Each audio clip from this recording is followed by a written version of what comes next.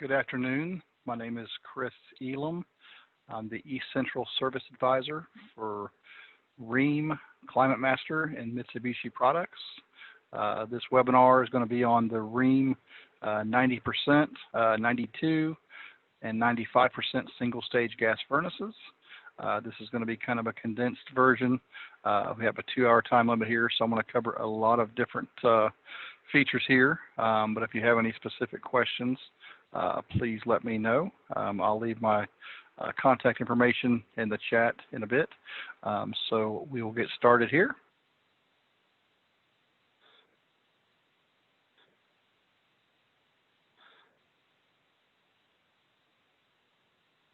Okay, we'll go over the general information.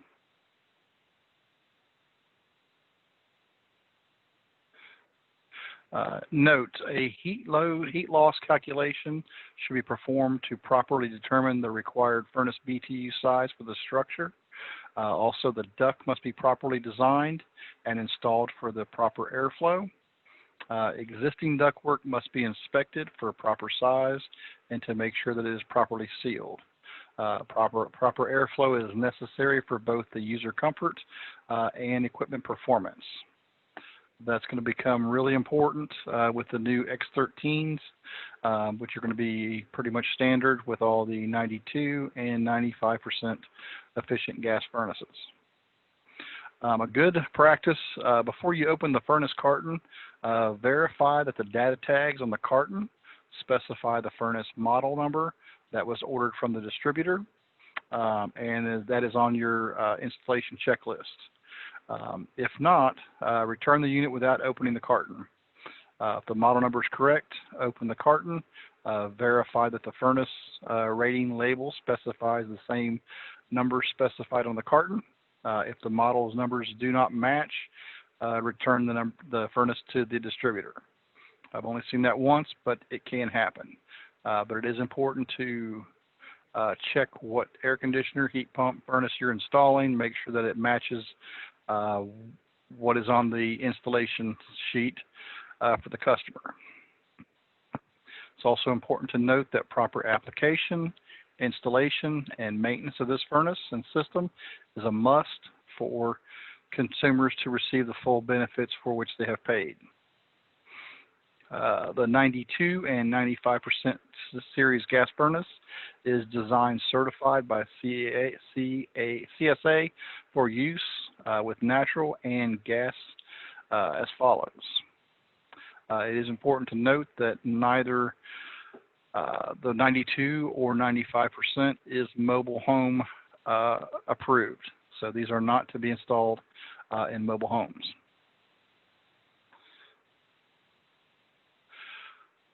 Some of the location requirements, these are multi-position furnaces, so you can do upflow, counterflow, horizontal right, or horizontal left. Important to note, if the unit is being installed over a finished ceiling or a living area, be certain to install an auxiliary condensate drain pan underneath the entire unit. The auxiliary drain pan should extend under any evaporator coil installed with the furnace and open portion of the condensate drain assembly. Also, it's important, if using a cooling evaporator coil with this furnace, be sure the air passes over the heat exchanger before passing over the cooling coil. So make sure your coil is on the supply side. If you don't, you'll have early heat exchanger damage, corrosion, rusts. If there are manual dampers in the system, they must be equipped to prevent heating and cooling operation unless the damper is in the full heat or cool operation. Another important notice, the furnace must be installed level front to back with a slight, usually 1/4 inch to a 1/2 inch tilt forwards. That's going to actually force the water towards the condensate drain trap and improve drainage.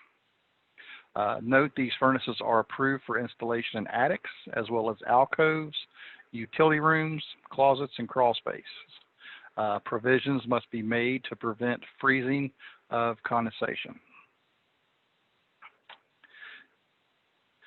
I'm going to flip over here.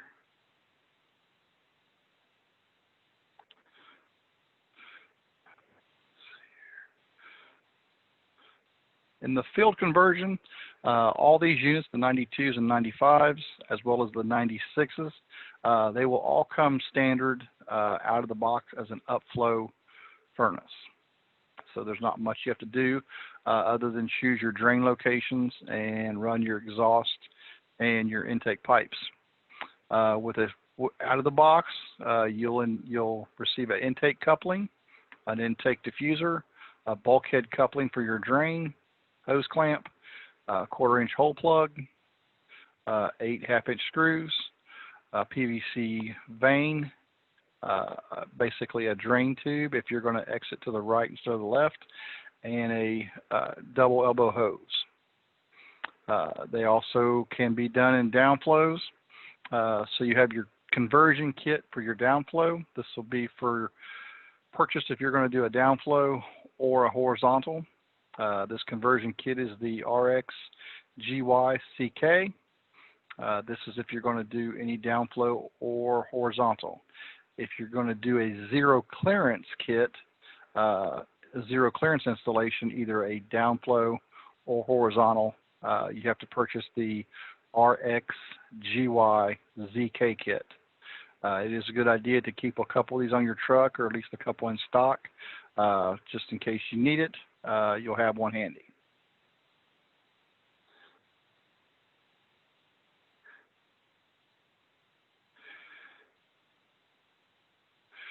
Ducting is important. When you first receive these units, some of the Weather King models don't have these, but generally all the Rheems do. You want to remove the solid base panel from the top before installing the furnace. Once you're done with that, you can actually flip that towards the bottom if you're doing a side return. That will actually protect the heat exchanger when it's being shipped, and it will also double as your solid base. There are external racks available from Rheem. You have your side filter rack kit, your bottom filter rack kit, and your downflow kit. Or you can use any 4-inch or 1-inch that you usually use. Proper airflow is required for the correct operation of this. Restricted airflow can and will cause erratic operation and can damage the heat exchanger. The duct system must carry the correct amount of air for heating and cooling if summer air conditioning is being used. Note, return air grills and warm air registers must not be obstructed or closed. If you do that, you can end up with some excess static pressure, which will cause your motor to eventually fold back. Basically, it'll cut the amount of airflow in half. It'll eventually cause the motor to run hot and eventually fail.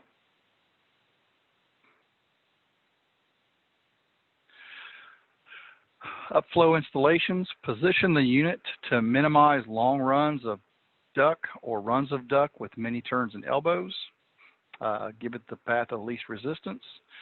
For a side return, cut an opening in the side. The opening should be cut full width and height of the knockouts on the unit. If summer air conditioning is desired, position the indoor coil on the supply side and ensure no air can bypass the coil. Connect the furnace to the supply plenum. Connect the return air ducting to the return air opening, either the bottom and or side of the units. Make the connections airtight to prevent migration of toxic fumes or odors or anything like that. It's important, if a filter is installed near the furnace, be sure to have adequate space for installation and removal of the filter. That'll make the customer life a whole lot easier. This is a note.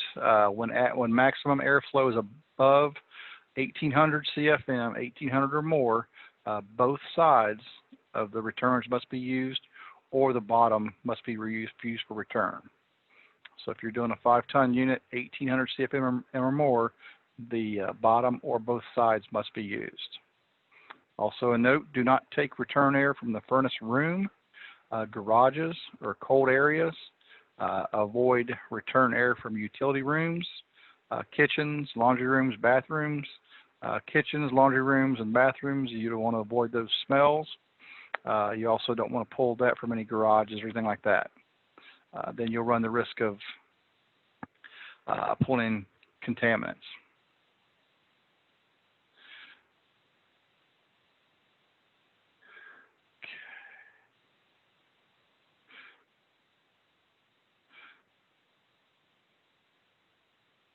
Let's see, where's it at? Trying to flip over here to the venting requirements here.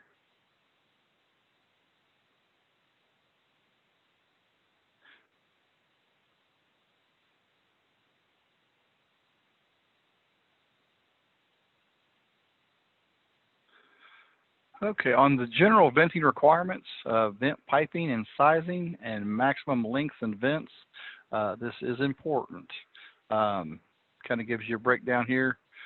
Your equivalent lengths of common vent elbows. If you're using a short standard elbow, each 90 equates to 10 feet of pipe. 45 long sweep elbow equates to 2.5 feet of pipe. 90-degree long sweep elbow is equivalent to 5 feet of pipe. And if you go to the vent tables here, it gives you the various BTUs. So your 42s, 56, and 70s, you can actually go quite a distance. 2-inch pipe, up to 65 feet with up to 6 elbows. If you're going close to that maximum length,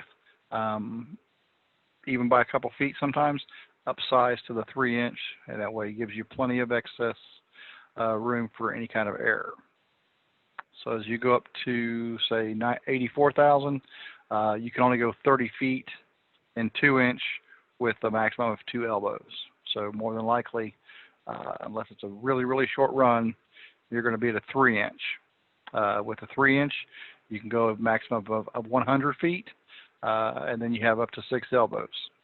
So you've got some leeway on your venting with that.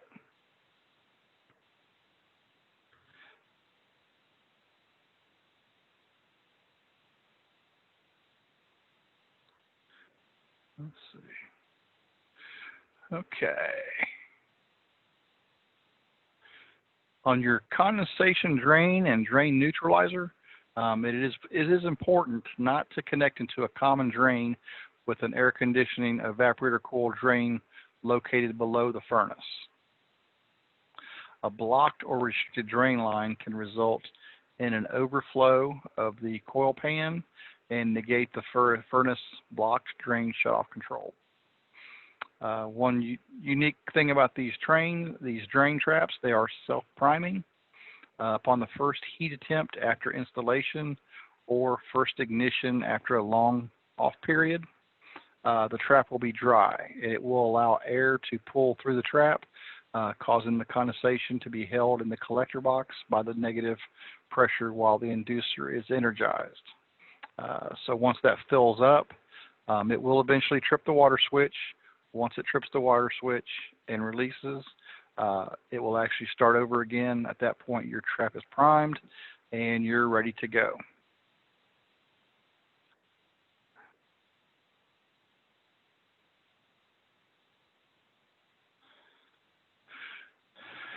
As we said earlier, these furnaces are approved for both LP and natural gas.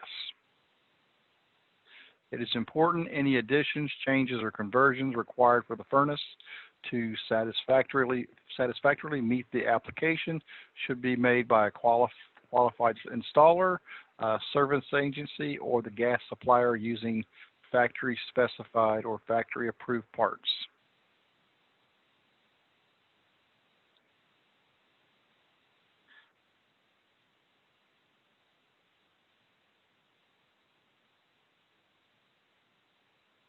Gas pressure.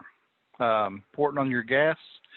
This is a big one, and this will generally get you denied on most inspections. Do not run a flexible gas connector all the way into the furnace. The pipe gasket in the cabinet does not seal around flexible gas line. It's designed for hard black pipe, and that's what the most inspectors want to see coming out of exiting the cabinet is approved black pipe. If local codes allow the use of flexible gas appliance connector, always use a new listed connector. Do not use a connector which has previously been servicing another gas appliance. It is important to have all openings in the cabinet burner compartment sealed for proper operation. If you have some open holes in there, you may have combustion issues. You'll certainly have excess sound, and you may or may not have any kind of pressure switch issues. Natural gas supply pressure to the unit itself must be between 5 and 10.5 inches of water column. LP gas pressure must be between 11 and 13. The minimum gas pressure supplied to the gas valve for proper operation is 5 inches of water column. For LP, the minimum is 11 inches.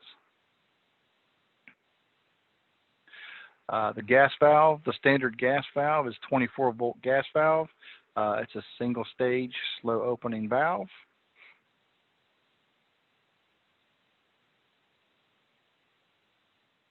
The valve can be converted to use LP gas by replacing the pressure regulator spring orifices that are provided with the LP kit. The LP spring allows for the regulator to maintain the proper manifold pressure once you've made the adjustments. Note, order the correct LP conversion kit from the furnace manufacturer.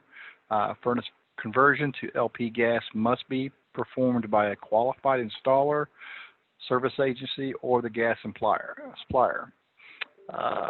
Generally, when you order an LP kit for the single stage, you're going to get the models for both the White Rogers and the Honeywell valves. So you should have both kits provided to you. Orifice installation. LP gas is a manufactured gas that has a consistent heating value across most regions. To change the orifice spuds for either LP conversion or for elevation, shut off the manual gas valve, remove the gas manifold, replace the orifice spuds, and then reassemble in reverse order. When you're replacing the spuds or removing them or putting them back in, you don't need to crank them down flush. So once you hand tighten them, usually one more turn is plenty with a wrench, and then make sure they're actually even across the manifold. It is important to attach the label noting that it's been converted to LP. If you don't attach that label, the next guy may not know it's LP. I came across one a long time ago that was natural gas that had an LP sticker on there for some odd reason, but they never did the conversion, and they had a completely sooted up heat exchanger. So it's important that you change the orifice spuds and replace the spring, set the pressure, and then attach the LP conversion label.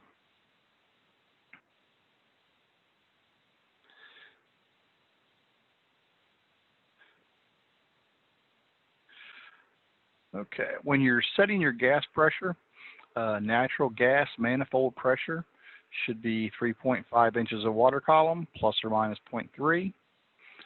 LP gas manifold pressure should be 10 inches of water column, plus or minus 0.5. Rheem calls for 10 inches.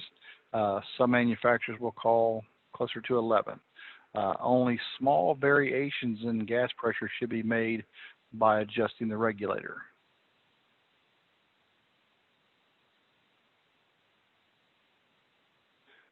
A big one, always replace the pressure tap plug before turning the gas back on. And then once you're done, do your leak checks, make sure you're not leaking any kind of natural gas or LP.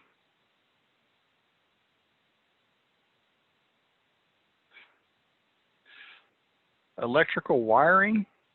The furnace must be installed so that the electrical components are protected from water, any kind of condensation that could occur. Before proceeding with the electrical connections, be certain that the voltage, frequency, and phase corresponds to that specified on the furnace rating plate. For single furnace applications, the maximum overcurrent protection is 15 amps. It is recommended to use a separate fused branch electrical circuit containing a properly sized fuse or circuit breaker. Run this circuit directly from the main switch box to the electrical disconnect that is readily accessible and near the furnace, as required by code. Connect the electrical disconnect to the junction box on the left side of the furnace inside the blower compartment. For proper connection, refer to the appropriate wiring diagram located on the inside cover. Note, the electrical junction box may be moved from the right side to the left side if need be, or vice versa. A knockout is provided. It is important to seal the opposite hole with the plug provided. Note, your L1, your hot, and your L2 neutral polarity must be observed when making field connections to the furnace. The ignition control may not sense flame if L1 and L2 are reversed. Make all connections in accordance with the latest edition of the NEC code, as well as your local requirements.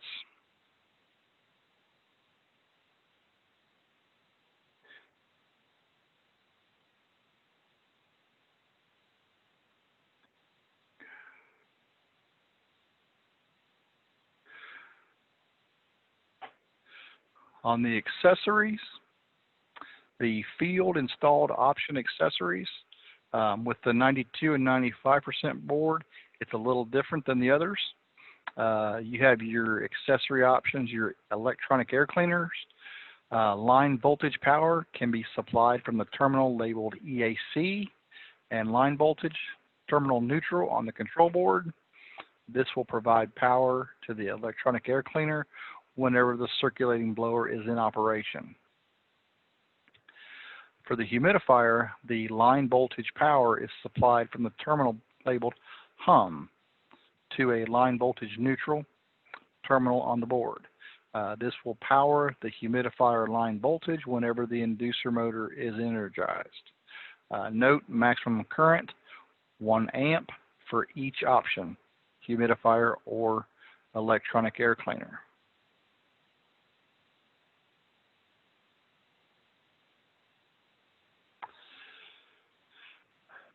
Twinning. For these models here, the 92 and the 95, furnace twinning is permitted.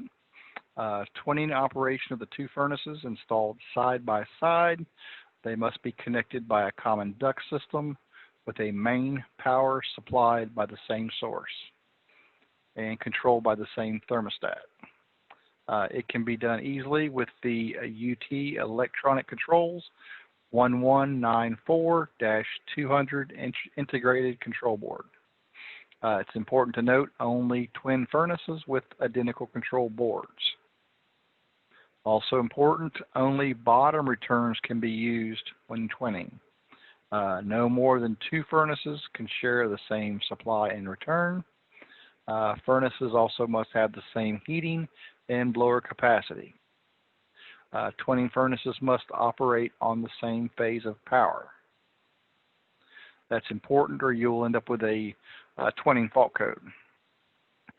It should be noted that both blowers will run simultaneously when there is a call for heat, cooling, or fan.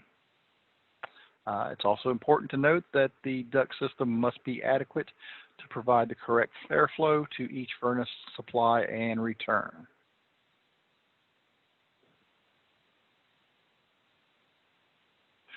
Okay, the UT control board, 1194-200. It's a single stage board.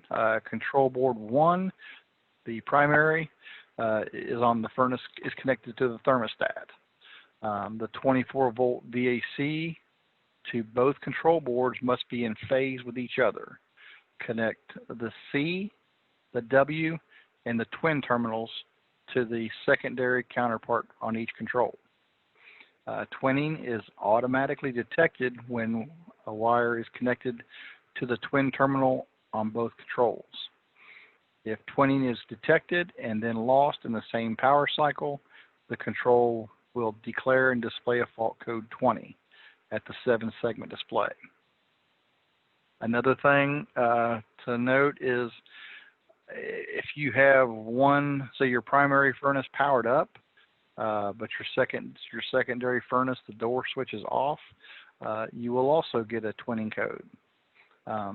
Ironically, you will see your LEDs will be illuminated on the second furnace as well, but you have to have both of them powered up, or you will end up with a twinning fault.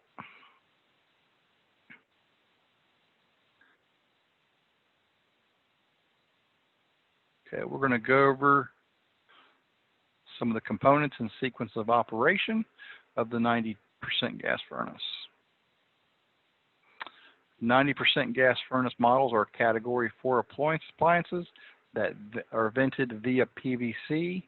The furnaces are multi-position models that can deliver air in the upflow, downflow, horizontal right, and left applications. These furnaces may be vented in both non-direct and direct vent. Seals and cabinet caps are provided for direct vent applications. Furnace models are available in capacity ranges of 40, 60, 70, 85, 100, and 115,000 BTU furnaces. LP kits are available for all models. All models covered in this manual feature single-stage heating capacity with either PSC or ECM constant torque blowers. There are still a lot of PSC motors out there that have been installed, and there may still be a few in stock. But going forward, everything's going to have an X13/constant torque blower motor. Some unique features on the furnace. They have a standard 34 inches of height. The furnaces can be twinned.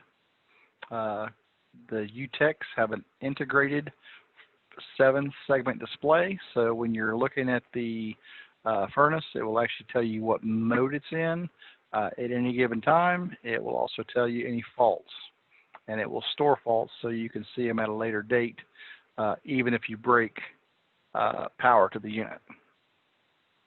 All models feature quad position application capability, and they also have water sensors which eliminate the need to prime condensation traps. But we'll discuss the water sensors a little bit more as we go along.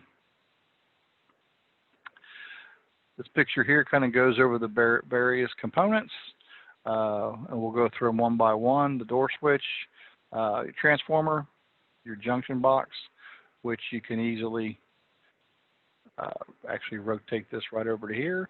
It's got the knockout and the screw holes already in there for you. You've got your heat exchanger.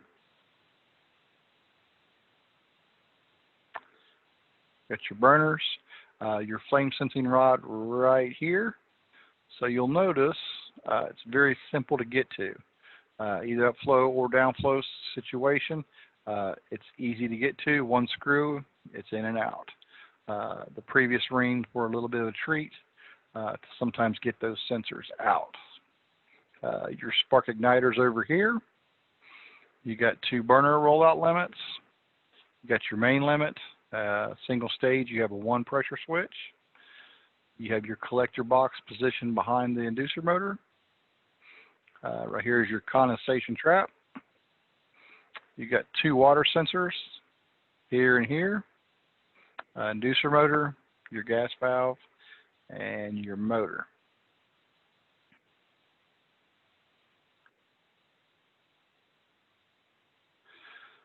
Okay, your door switch. All furnaces are rated for 115 volt single phase power. The door switch is the black hot wire leg of the incoming power is connected to the door switch. Its job is to break the line voltage to the furnace in the event the door falls off or is removed. It is a safety. Also, line voltage passes through the door switch. It will pass through the 3-pin connector at PL4 and connects to L1 terminal on the furnace control board. Never disable the furnace door switch by taping it closed or bypassing with a jumper. If you do that, chances are if they ever sell the house, a home inspector will find that and you'll be required to come back and fix it. Not to mention the fact it's a safety issue. If you bypass that and somebody were to stick their hands in there when the motor's running, it would be a serious issue. What can typically goes wrong with the door switch? Door switch may end up in a binding position that doesn't allow the switch to close when it's installed. If the problem occurs, just replace the switch. It's rare, but it will happen. These particular switches here are pretty well built, so it should be a while before you have to worry about that. You have your standard 24 volt, 115 volts to 24 volt transformer. It's a 40 VA transformer. It's designed to provide 24 volt power to the furnace control board. Your black and white wires here are powered up to your 115 volts. Your low voltage is coming out between the red and the yellow. Also, you have a 3-amp fuse mounted on the control board, which is designed to protect the transformer and low voltage circuits from overcurrent or electrical shorts. The fuse is there for a reason. Don't bypass that, or some homeowners put too large of a fuse in there.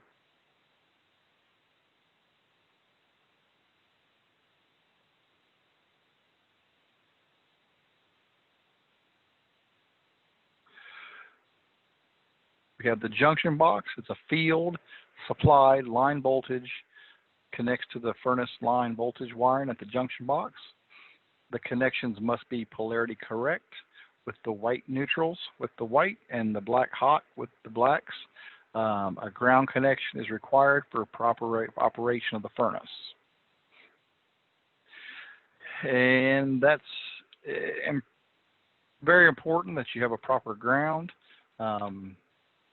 If you do not, the unit will not sense flame.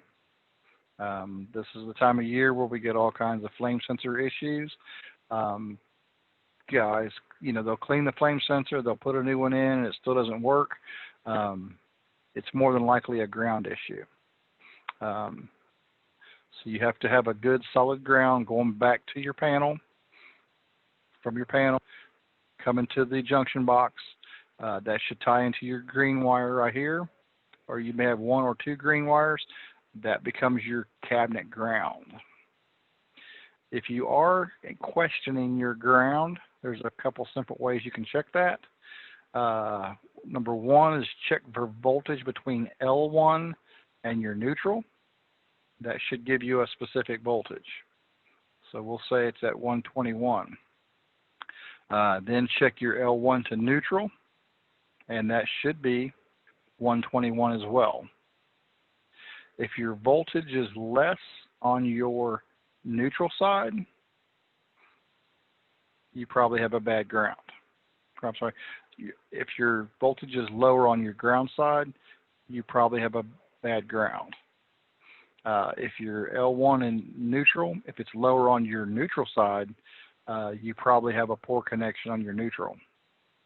So those between L1 and neutral and ground, they should be perfectly even.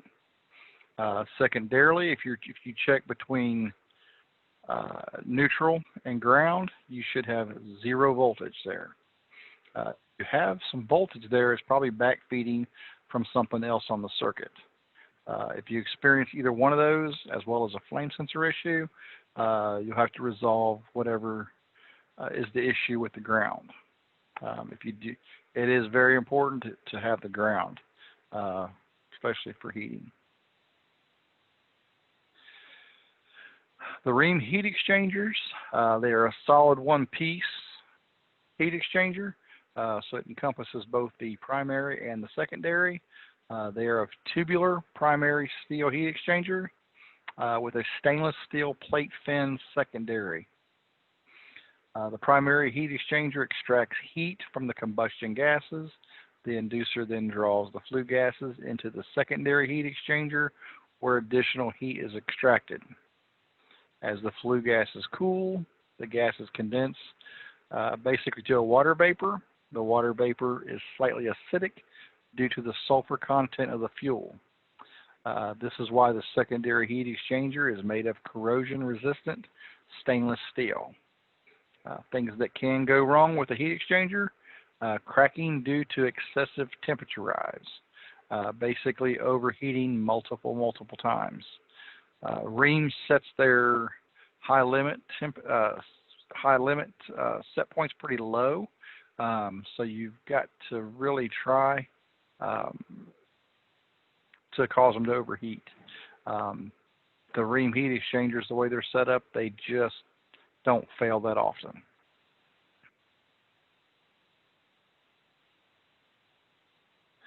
You have your collector box. The collector box is at the lowest point of the combustion area where the flue gas is present. The collector box collects condensing water from the furnace and directs it to the condensation trap. Things that can go wrong with the collector box: debris from burrs when you're cutting your PVC can collect near the condensate drain area and plug up the hole between the collector and the condensate trap. Also, you can crack them if you use a impact gun or something like that. You can crack your trap. You can also crack your collector box, so be careful using impact guns. Now, if you look real close here, you'll see these two white plugs here on each side. Those are for your water sensors. So your water sensors is directly located right behind that. And then you have two-prong harness plugs that will plug into each of those. So depending on your application, if this is an upflow, only this sensor is being utilized because this is your lowest point. If it's a downflow, you'll rotate this. This will become your water sensor then.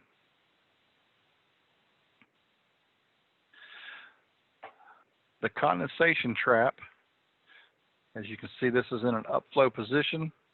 This is how it comes right from the factory. Its job is to collect water that is condensing in the vent piping and also collects water from the furnace. The trap is self-priming. It's shipped configured in an upflow position already. You have two hose connections, and one hose collects water from the vent piping, which is this one right here, and the other connects, you can't really see it, actually behind the trap, and then you also have your vent tube here. It is mounted to the surface of the collection box in an upflow position. Must be reconfigured when the furnace is placed in any position other than an upflow. And you will need either the CK kit and or the CK kit and the ZK kit. What typically goes wrong with the condensate traps? A lot of times if the hoses aren't hooked up right or they're kinked, occasionally the traps can be plugged with debris such as PVC, shavings, any kind of debris that can get in there and clog that up. The trap is see-through. You can sort of see through it. So if you look through here, you'll be able to see the water line and you'll be able to see the color of the water. You'll probably be able to see a lot of the junk that's in there as well. Another big trap is if you fail to install the trap plugs when converting furnaces to horizontal or downflow configurations, you will create a condensation leak.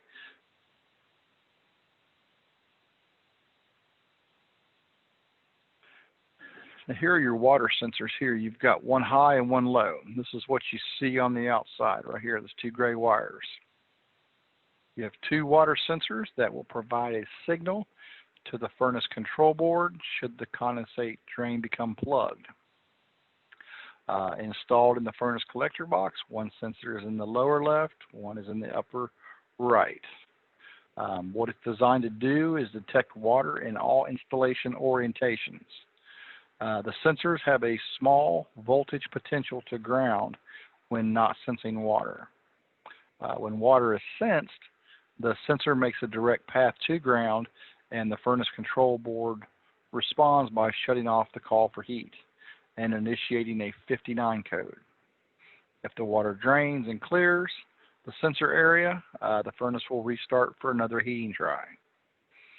It's not water droplets that will cause the failure. The water has to basically submerge that sensor for at least 10 seconds to initiate that ground, for it to recognize that it's truly blocked. Now, another thing that can cause with these, with the water sensor areas, if you have a complete blockage of the condensate drains, dry trap, but that will self-prime and clear itself. If you have PVC shavings inside the collector box that are blocking water drainage, improper trap hose connections when converting furnace from upflow configuration. That's a big one. If you don't get your hoses correct during a downflow or horizontal configuration, chances are you're going to get a 59 code. And a big one too is make sure the furnace is pitched towards the drain, and it's not, you know, if it's pitched backwards, it'll hold water and cause it to trip. That's a big one too. You have your single stage and gas induced draft blower motor. Induces combustion air into the burners during a call for heat.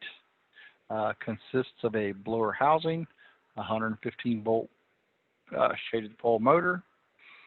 The 90% efficient furnaces use a secondary heat exchanger to remove heat from the flue gases exiting from the heat exchanger.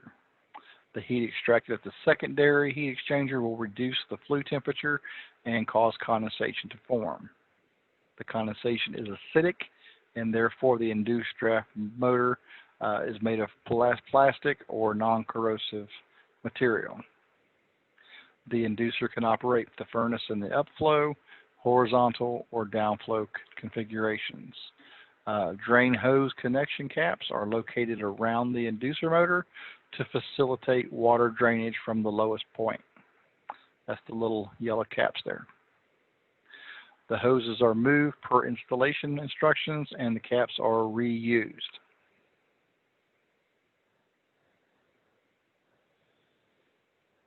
You have your pressure switch. This is a single, normally open, 24 volt rated control. When the pressure in the inducer housing has reached a negative pressure high enough to close the switch contacts. When the closing pressure of the switch is reached, there is a safe amount of combustion air flowing to the furnace, and a clear vent system is present. It will sense the difference in pressure between the furnace cabinet and the inducer housing. A flexible piece of tubing connects the switch to the inducer. If a mechanical problem or restriction of combustion air or venting occurs, the switch will open and its contacts will shut down gas to the burners. The pressure at which the switch opens is printed on the label. It's hard to see there, but it looks like 0.80 on that one there. So anything over 0.80 would close that switch. One thing to bear in mind, if that is a 0.80 switch, realistically you should be pulling somewhere around 1.3. It may be more depending on your vent style. You should be pulling at least 1.3 vacuum on the switch. So if you're hovering right around 8.2, 8.3, you probably have a vent somewhere in a problem with your vent somewhere. Could be in your exhaust, could be in your fresh air. The pressure switch is the first safety device that must be satisfied during an initial sequence of operation. wired into the integrated control board. The switch must be sensed in the open position before the furnace control will energize the induced draft motor. Should a problem be detected, the integrated control board will show either error code 55 or 57. Testing the calibration of the switch can be done using a dual port manometer that is connected via T-fitting to the pressure switch tubing. The furnace door must be in place when checking the pressure being generated by the induced draft motor. If the furnace control does not sense the pressure switch close within 60 seconds, it will lock out. It'll give you a soft lockout of error code 57. After a 5-minute period, the control will energize the inducer and try to close the pressure switch again. There is a video here, kind of tells you how to check those, the proper way to check them, so I'll play that here. Let's see, we'll check this one first. This is fault code 57.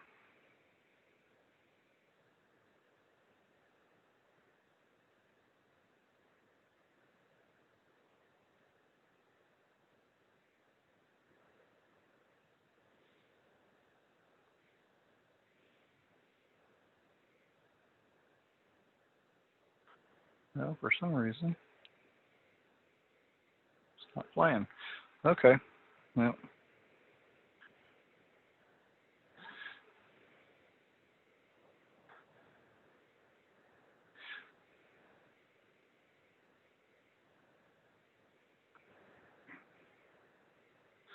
We'll walk through it then. For some odd reason, the volume didn't play. Okay, typical causes of pressure switch issues. If you have water trapped in the PVC flue due to improper pitch. I've unfortunately been the recipient of those problems in the past. Your flue has to drop in a downward pitch at least a 1/4 inch per foot.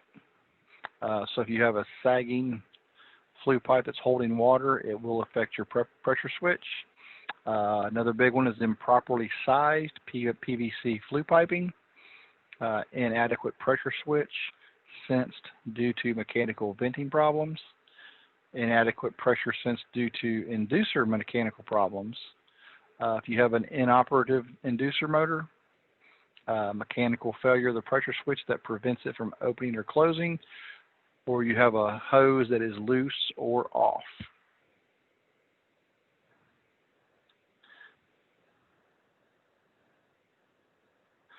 Okay, when you're going to test the pressure switch here, they had a video, but I apologize, the sound didn't work. Disconnect power to the furnace, remove the top door of the furnace, remove the tubing attached to the induced draft blower assembly, right here. Insert a 1/4 inch piece of tubing with a T attached to the fitting located to the induced draft housing. Attach the hose removed from the inducer housing to the other side of the T. Attach the remaining hose attached to the T to the low port of the dual manometer. The high port of the dual manometer must have a hose connected as well, and that hose must be ran through an opening in the furnace cabinet. Now you'll see here they've taken that knockout out, so they're actually going to check it under operating conditions.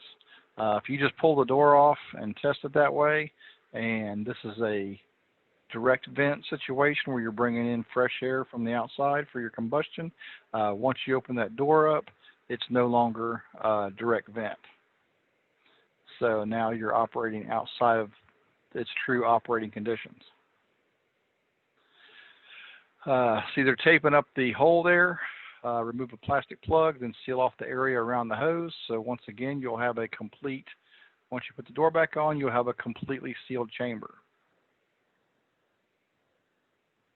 When the inducer motor starts, the pressure being sensed by the switch will be displayed on the dual port manometer. Compare the pressure displayed on the manometer against what it says on the label. This case here, it's 1.76, and the switch is a 0.80. So we have more than adequate vacuum there. So there should be no reason that switch doesn't close. So if it's not closing, you may in fact have a damaged or failed pressure switch.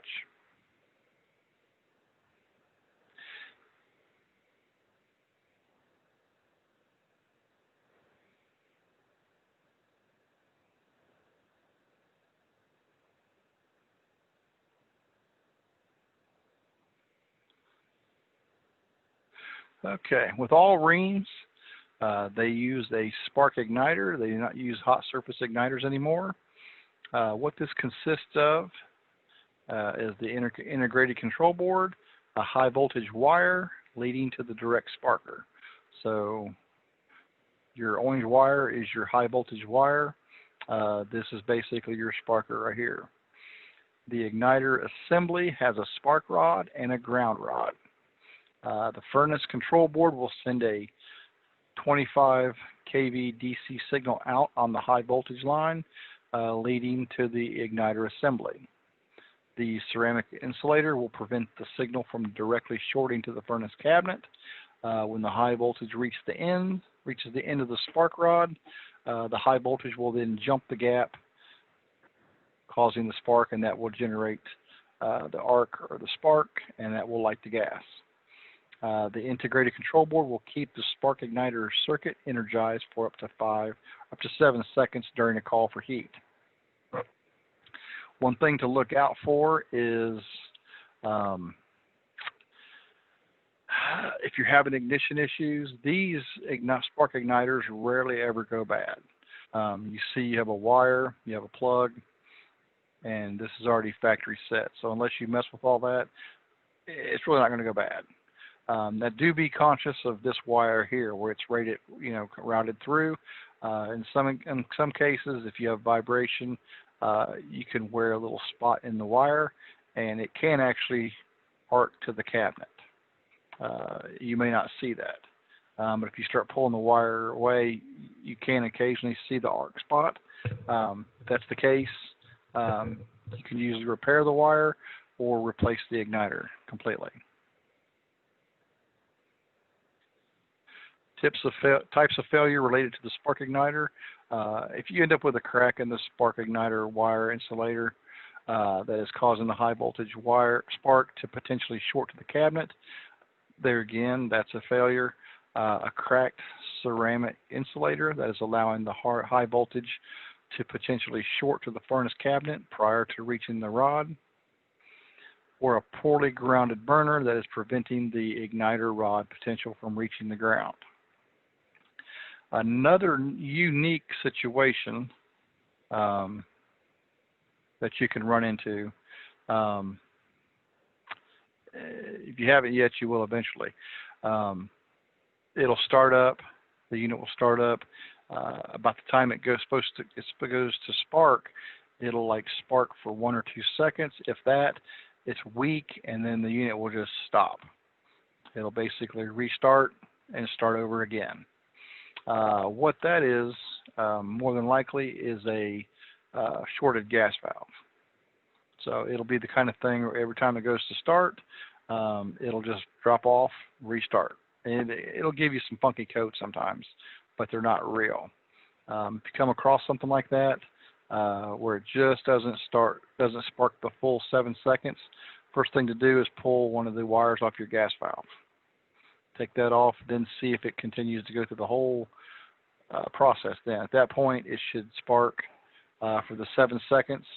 You won't have ignition because you have the gas valve removed. Now here's a big one. Before I took this job, I was a dealer of other brands, did service Rheem, but never really knew how to check the spark boards. So I get guys all the time want to know, how do you check a spark board? You don't check it with your meter, for sure. The simplest way to do that is remove the power to the furnace, Attach a length of 12 gauge wire to the ground screw on the cabinet. Remove the spark igniter wire from the high tension terminal on the spark board, on the furnace control board. Then you actually strip a small section of wire. So that way you've got, in this case, two ways you can do it. One, you can do it off the board, or you can do it using the furnace being grounded. So what they're saying is to ground the other side of the wire, turn on the power, and call for heat. Using needle nose pliers with insulated handles, hold the stripped wire back about 1/4 inch from the furnace igniter terminal. There's your igniter terminal spade. When the furnace enters a trial for ignition, the high voltage spark should jump from the spade connection there to your bare wire. If it does, you know your board's still good. If the furnace control board does not generate a spark, then you know the furnace board's bad. But these boards are expensive, so plus time is money. So if you're out there on a job, it's a simple check. You're basically checking to see if that will put off any kind of spark.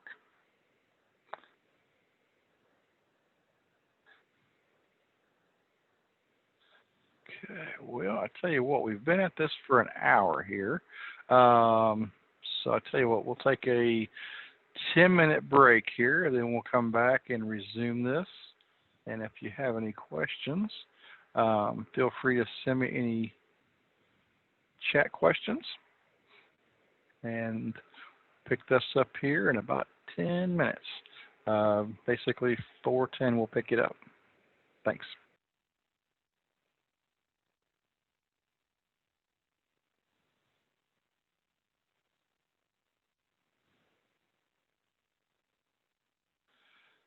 Okay, we're back.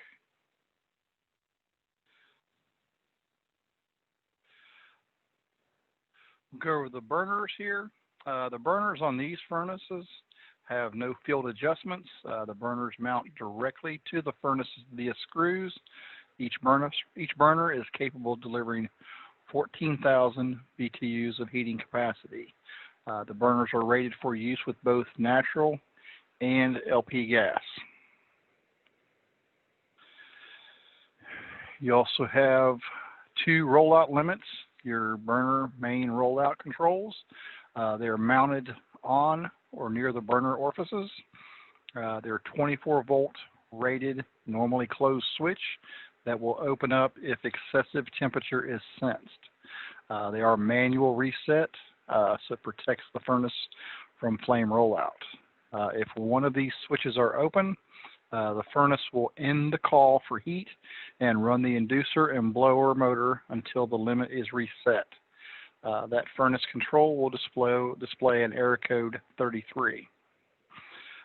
Common causes of burner limit trips can be venting problems, confined spaces with inadequate combustion air, faulty heat exchanger, and gas pressure issues. If you're overfiring the furnace, you can be creating too much heat. Generally, they don't fail prematurely. Not so they don't, but it's not that often. But where these limits are, if you can take your finger and kind of touch that metal on each side there, there's a good chance that it shouldn't be tripping. Because if it was, it would burn your fingers. You have your flame sensing rod, your basic OEM Rheem flame sensor. This is used to prove the presence of burner flame. It is mounted directly to the burner rack, the opposite end of the burners from the igniter. It detects the flame and sends a signal to the ignition control board to confirm flame is present. The rod has an AC voltage on it that makes it a conductor to the burner ground once the flame is established. The size difference between the flame rod and the burner ground area creates a diode effect called flame rectification. The diode effect of flame rectification rectifies the AC current at the flame rod into a DC current that flows back to the ignition control. Typical flame current levels says 1.2 to 2.5. 1.2 is on the very, very low side. 2.5 to 3 is what you expect to see with a new or clean flame sensor. The rod is energized with AC voltage anytime there is power to the furnace. The AC power supplied to the flame rod via wire connection at 7-pin PL1 plug. The AC power supplied to the rod is around 100 volts.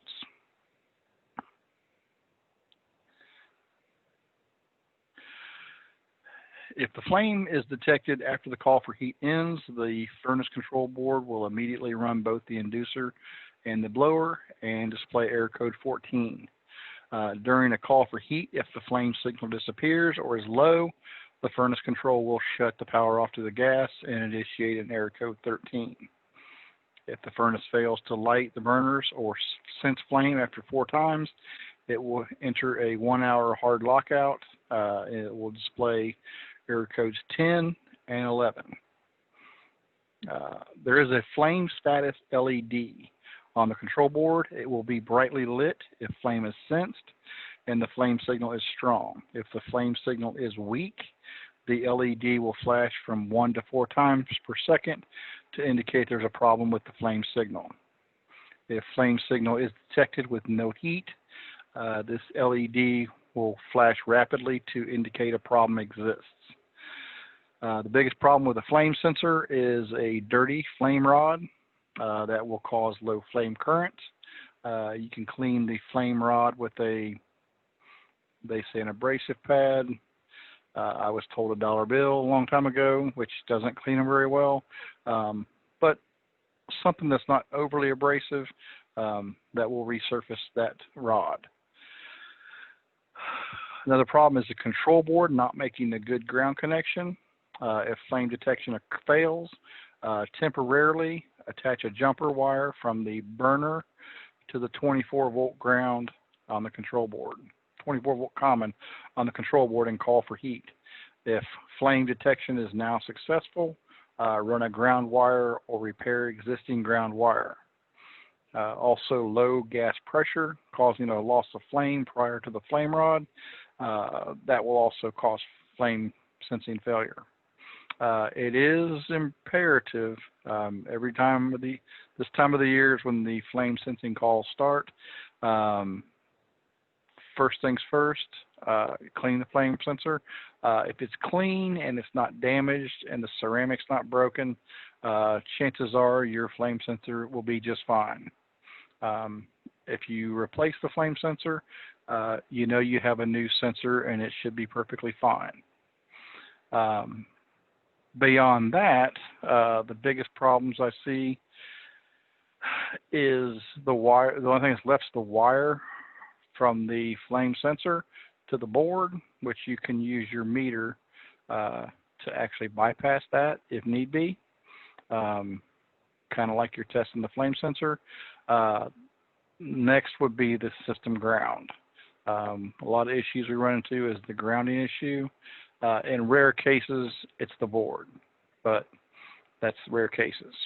To accurately measure flame current, you must have the proper meter that's capable of measuring the DC microamps, and that's going to be notated with a UA on your meter, and that must be connected in series with the flame sensor. When the burner flames light, the multimeter will display the flame sensor signal, microamp range. So the way to test that is, number one, turn the power off to the furnace, remove the flame sensor wire from the flame sensor, attach one end of a jumper to the flame rod terminal, attach the other end of the jumper wire to one of the multimeter leads,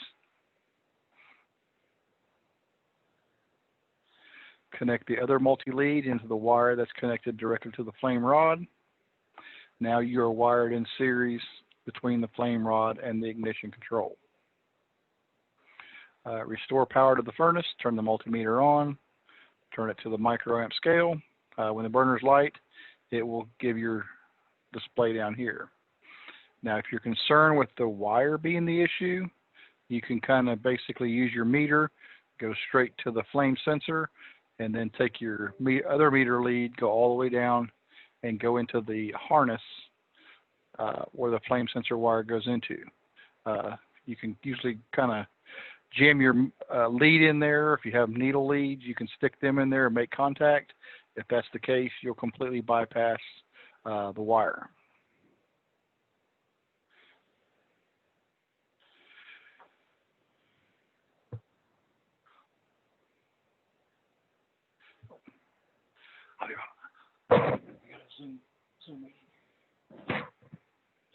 Okay. Just a second here. I want to pause the meeting.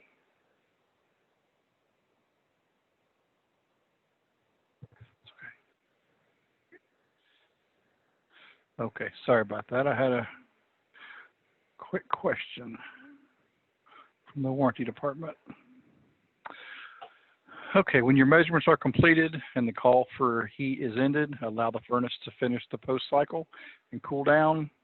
Disconnect the power, reconnect the wire to the flame rod, and restore power.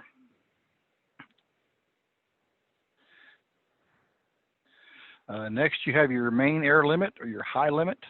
This is a 24 volt rated, normally closed switch that will open if the temperature sensed in the furnace heat exchanger area exceeds the maximum outlet temperature area.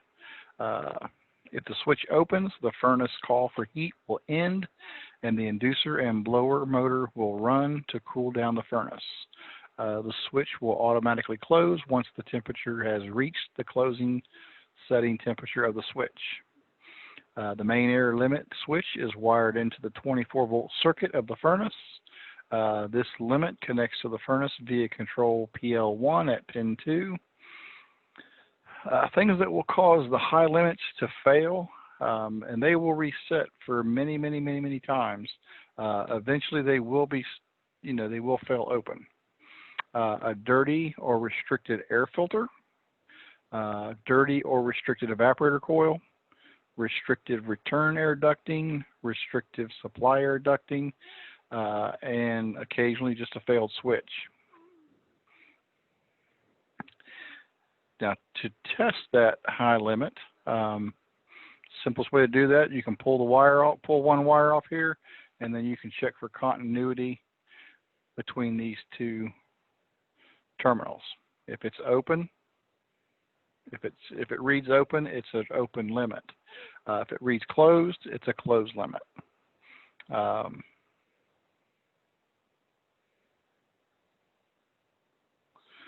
Some other things that will cause that, improper speed selection. Occasionally you have some wrong rotation on your motor can cause that.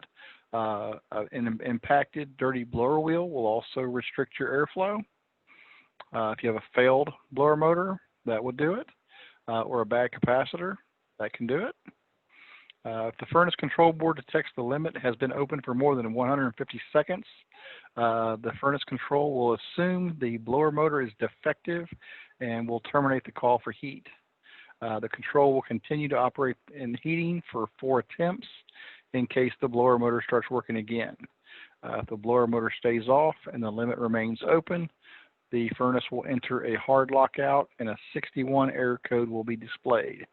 That lockout condition can be reset by basically cycling the line voltage or cycling the heat at the thermostat.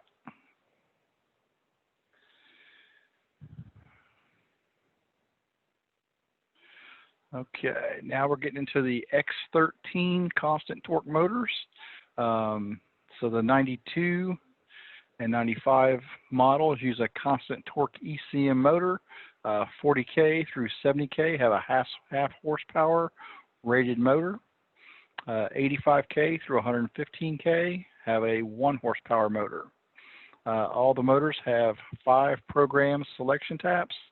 All of the motor speed taps are capable of operating at up to 1 inch of static pressure. That's key. The 1 inch of static pressure. If you put a new furnace in and it sounds very, very, very loud, first of all, the customer's not going to be happy. Chances are you're going to be back for other issues. The motors will eventually do what they call a fold back. They'll basically cut in half of the speed. So they're trying to protect themselves from burning out. If you run a motor at excessive static pressure, you will go through motors because they'll burn the resistor out internally. The motor speed taps are connected to the furnace integrated control board via 2 plugs. Plug 10 connects the line voltage and feedback signal to the control board. Plug 11 connects the 5 motor speed taps to the control board, cool, heat, and fan terminals. The unused motor speed connections go directly to M1 and M2. Motor speed tap selection and deliverable CFM can be found in the airflow performance table published in the installation manuals. Biggest problems with X13 motors: high static pressure, reducing airflow, wrong speed tap selected at the IFC for the wrong static pressure. This is your airflow performance. It's a little hard to see sometimes, but it will give you what your static pressure is, down to 0.1 up to 1. And let's just say if we take a 40K here, and we're at high speed at 0.1, we are putting out approximately 1380 CFM. If we're at 1 inch, it's actually 1066. So you're losing about 300 CFM just because of the static pressure alone.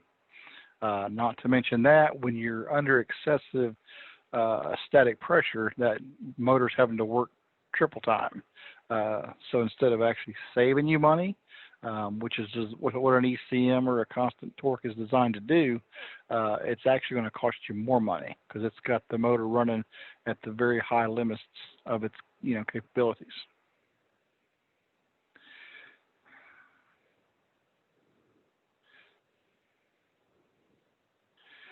Okay, you got your PSC blower motor and run capacitor, your multi-speed 115 volt rated PSC motor with run capacitor. The motors can be operated in cooling mode at an external static pressure up to 8 inches of water column. The blower motors drive forward curved blades with high airflow capacity. When setting up the blower for cooling mode, it is unlikely to require the high-speed motor tap to achieve the rated airflow. When selecting the heating mode speed tap, the temperature rise across the furnace must be measured against the minimum and maximum airflow range on the data plate. The speed tap should be selected to produce a temperature rise that is within the middle and low printed on the data plate.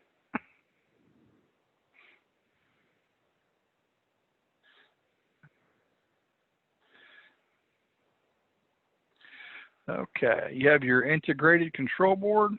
This is what you're going to see right here. All these furnaces are controlled by the UT electronic control board. Features of the control board: has your direct spark ignition.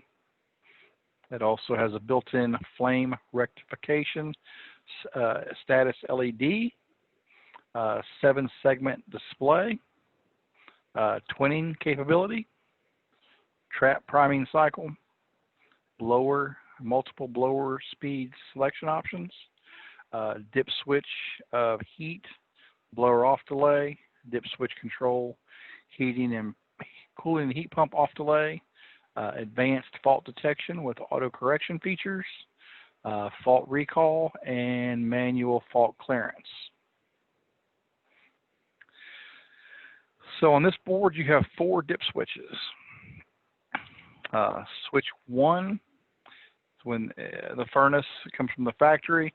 It is set for the upflow position, and this switch is in the off position. If you're doing a downflow or horizontal, if the switch, you turn the switch on. What that actually does is it actually rotates the display on the 7-segment display. If you do a downflow and you don't switch that on, your fault codes are going to look funky because they're upside down and they're not true fault codes. Switch 2, 3, and 3. That's your heat blower off delay. These switches control the blower off delay during heat mode operation. The factory default position of these switches is set for 90-second off delay. There are 4 possible selections: 90, 120, 160, and 180. If you start going to 160 and 180, you might end up with some people complaining about the cold airflow. You also have your cooling and heat pump off delay. Factory's off setting is for 30 seconds. The delay can be increased up to 45 seconds by turning switch 3 on. Switch 4, this is for use for manual fault clearing. Faults are automatically cleared after 1 week. The faults can also be manually cleared. And how you do that is switch 4 should be in the off position.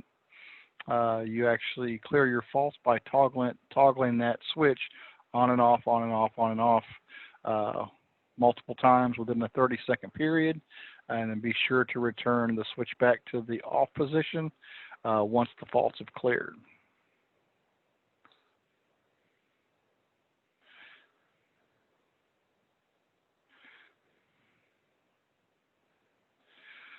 Okay, you have some diagnostics here. Your 7-segment diagnostic display. During standby mode with no fault codes present, you will get a 0 displayed. During normal thermostat heating, cooling, and continuous fan, a letter will be displayed to describe the mode that the furnace is in. So if you look right here, if you see a 0, you're in standby. Nothing's going to be happening. Your normal operation, there's not a call for anything. If you see a C, that's for your cooling. That's going to either heat pump or cool. If you see an H, that's for gas heat. So 0 standby, C's cooling, H's heat. If you see an F, that means your continuous fan feature is turned on. If you get to a number 10, that's a 1-hour lockout.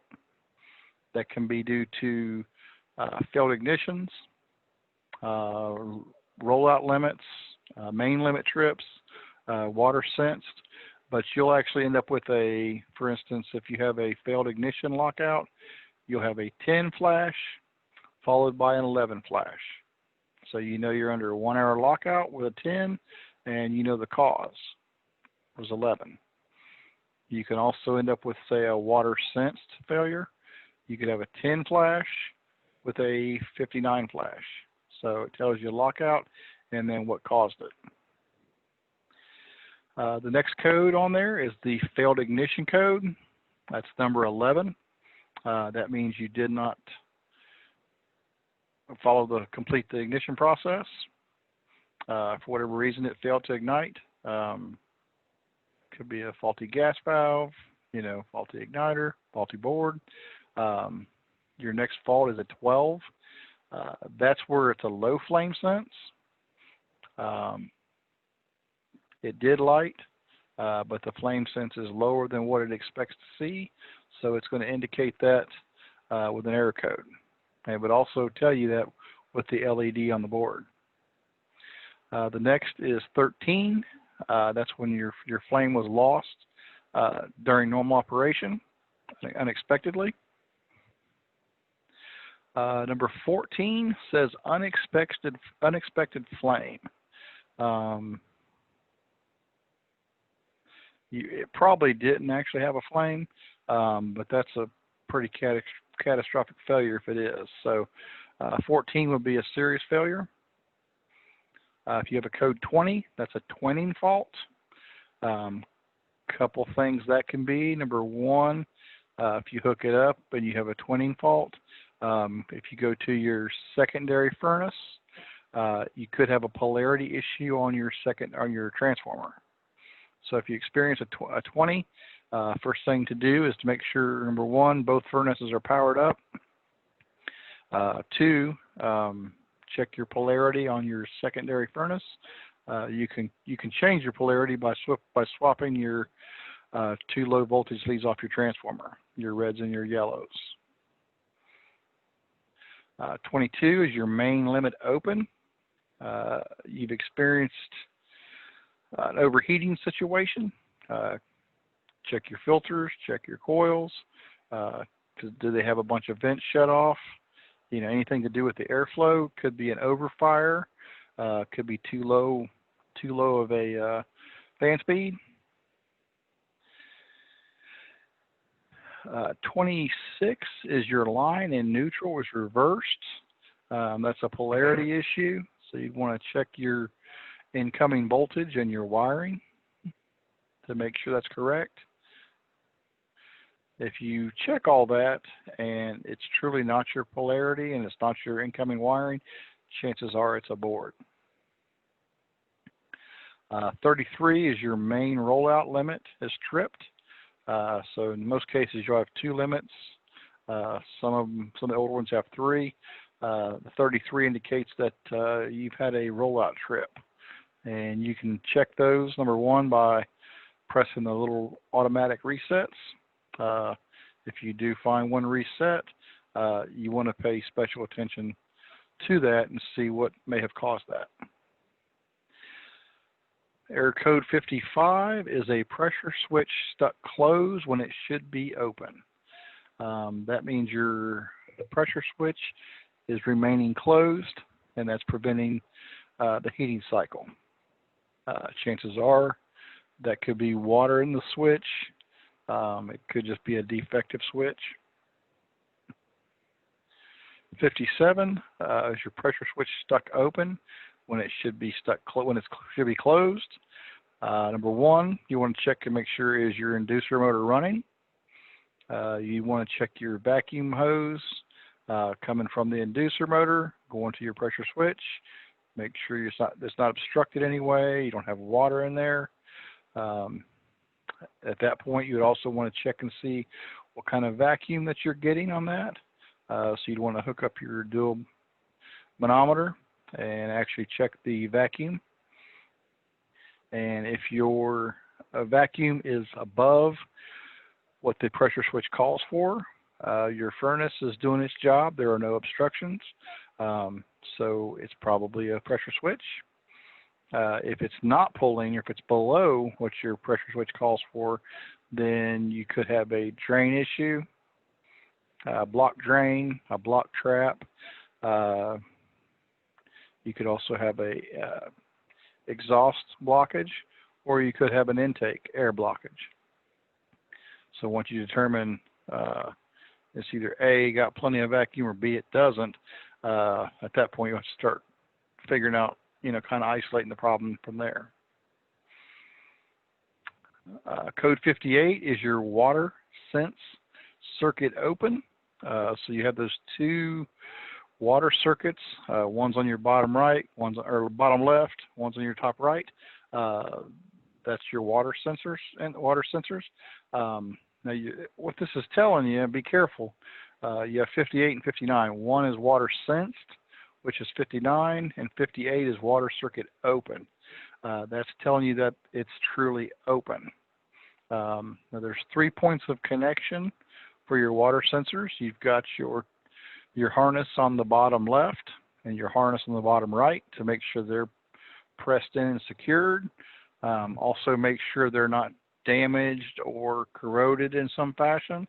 That will also cause this fault. So make sure that your connections are good at your actual sensors, and then you'd also go to your board. At the top sort of top left of the board, there's a 4-pin connector with 2 grays and I believe 2 yellows.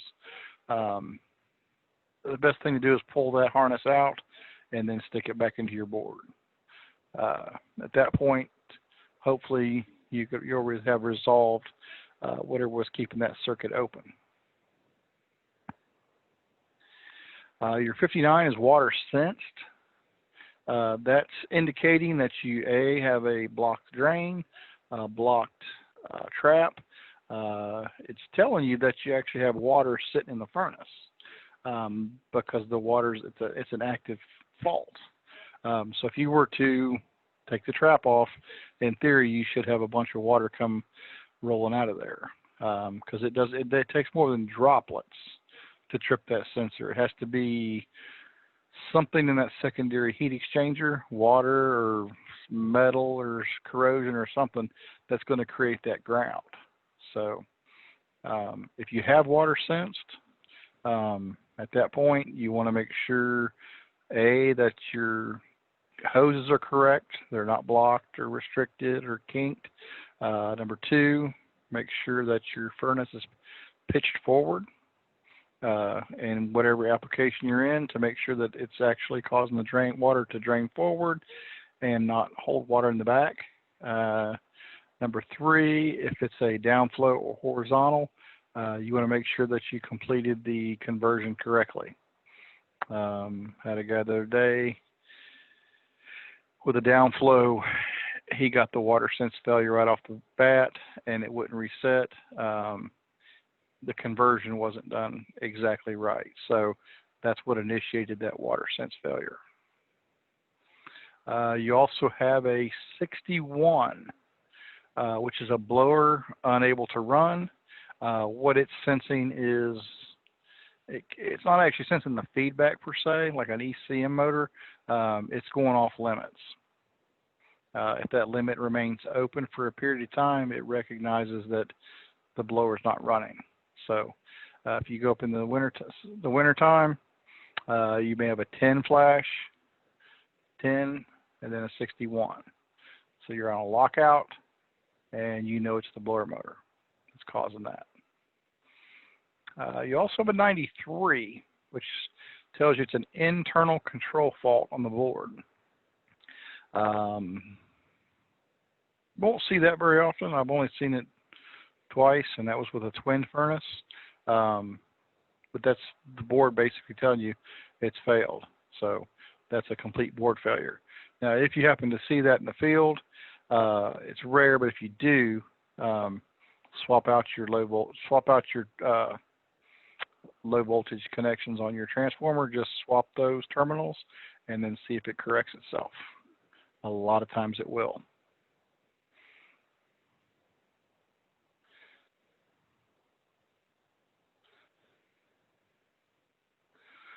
Okay, a huge thing with any furnace and air conditioning system is airflow.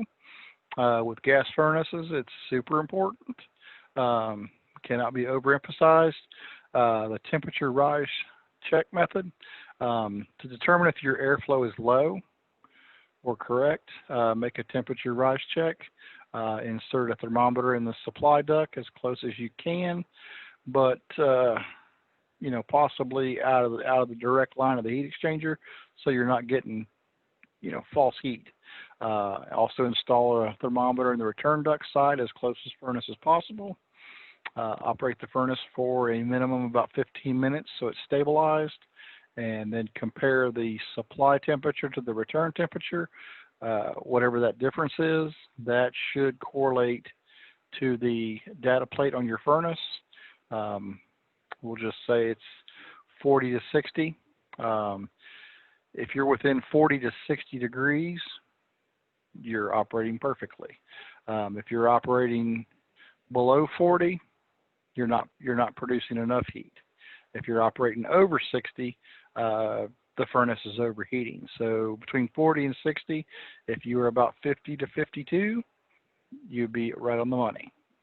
So it's very important that really every service call, every installation, you should have a temperature rise check. just because it's going to give you all the indication you need to know if it's actually working as it should. It's kind of hard to read on this one, but you'll find with the Rheem and any other manufacturer, on the data plate here, you will find what the temperature rise is. Now here's some of the air performance tables again. These are a little bit easier to see. So we'll take a 60K again. So a 60K kind of gives you an idea how important static pressure is. If you take a 60K and high speed at 0.1, you're producing 1421 CFM. Now, if you're up to 0.8, you'll see here. So yeah, well, here it is. So if you're at 0.8, you're only producing 970 CFM. So you've got from 1421 to 976. You're losing this much CFM just because of the excessive static pressure. Like I said, that will correlate to noise, also increased electricity, and you will eventually end up eating blower motors. They're just not designed to operate that high. It's just not going to happen. When you're selecting your blower speeds, the furnace controls have 4 active quick connect terminals for connecting the motor speed leads. You have a fan, you have a cool, you have a heat, and you have an HC. The HC is for if you want the same speed terminal to be used for heat and cool. Connect the desired speed taps when heating and cooling are the same. In addition to the active motor terminals, you have 2 motor parking terminals labeled M1, M2. They're basically dead terminals. They're available for placing any unused motor taps. All unused motor taps should either be connected to M1 or M2. These are dead terminals. They will not be energized under any condition. It's also important, do not connect any motor speeds to heat and or cool if you use the heat cool terminal, because at that point you're going to be feeding double voltage to 2 different leads, and you'll probably end up smoking the motor. If heating and continuous fan speeds are the same, you can piggyback a jumper across the fan and heat. If the cooling speed and the fan are the same, this may be accomplished by not connecting Y to the integrated control board. Because if without that 24-volt signal, it's going to run at a lower speed.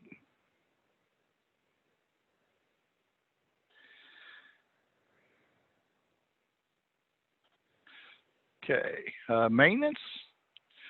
Gas furnace, direct drive instructions for changing blower speed.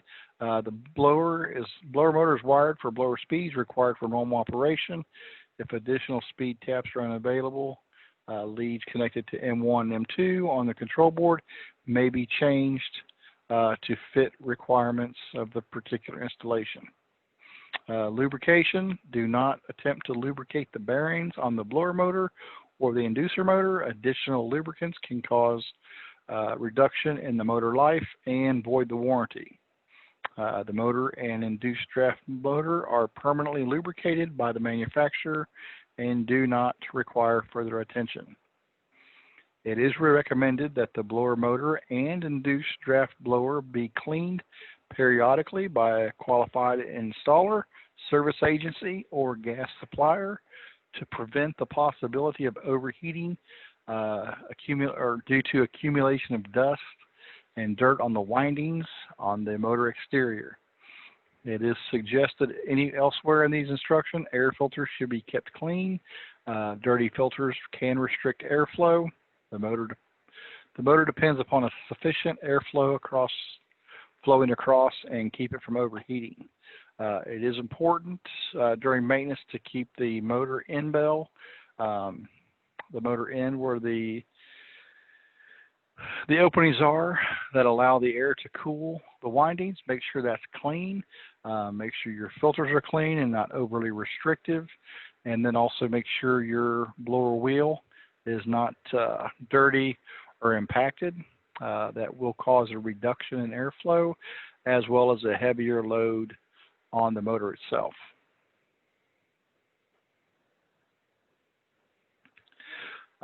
System operation information: advise the customers to keep the air filters clean. The heating system will operate better, more efficiently, and more economically. Arrange the furniture and drapes so that the supply air registers and the return air grills are unobstructed. Close doors and windows. This will reduce the heating and load on the system. Avoid the excessive use of kitchen exhaust fans. Do not permit heat generated by television, lamps, or radios influence the thermostat operation. Except for the mounting platform, keep all combustible articles 3 feet from the furnace vent system. Important, replace all blower doors and compartment covers after servicing the furnace. Do not operate the unit without all panels and doors securely in place. Explain the advantages of continuous fan operation to the customer. Annual inspection. This is huge. The furnace should operate for many years without excessive scale or buildup in the flue passageways. However, it is recommended that a qualified installer service agency inspect the flue periodically. The main burners for continued safe operation. Pay particular attention to deterioration from corrosion and other sources. It is recommended that at the beginning and approximately halfway through the heating season, a visual inspection be made of the burner flames, desired flame appearance. If the flames are distorted and or there is evidence of back pressure, check the tubes and let air system for blockage. If you see carbon and scale in the heat exchanger tubes, the heat exchanger assembly should be replaced. I guess you want to dig a little further before you say that, but verify that it is indeed breached or damaged before you replace the heat exchanger. Important, it is recommended at the beginning of the heating season, the flame sensor be cleaned with fine steel wool or Scotch-Brite by a qualified installer. It is also important at the beginning of the heating season, the condensate trap be inspected for debris or blockage. Blocked condensate trap can cause water to back up into the primary and lead to nuisance tripping of over temperature switches. Also, it's important that at the beginning of the heating season, the condensate neutralizer, if used, be replaced. It is recommended that on annual inspection and cleaning of all furnace markings be made sure to assure legibility. Attach replacement markings, which can be attained through the distributor.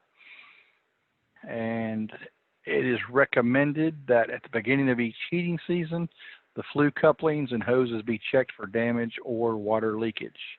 Hose couplings and clamps should be tight and free of cracks. Tighten and replace any damaged components as necessary. So I'm gonna, in the chat here, I did put my name, my number. I'm gonna put my email as well.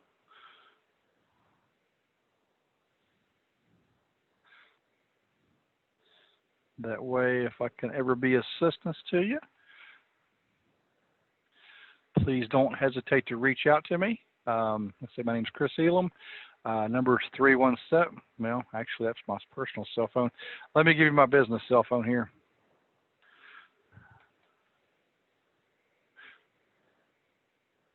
Okay. My work number is 317-671-2881. My email is chris.elam@galarson.com. Like I said, if you have any questions, I'm happy to help you anytime. If you have any questions, feel free to shoot me an email or give me a call. And I do appreciate you taking the time to attend this meeting. Thank you very much.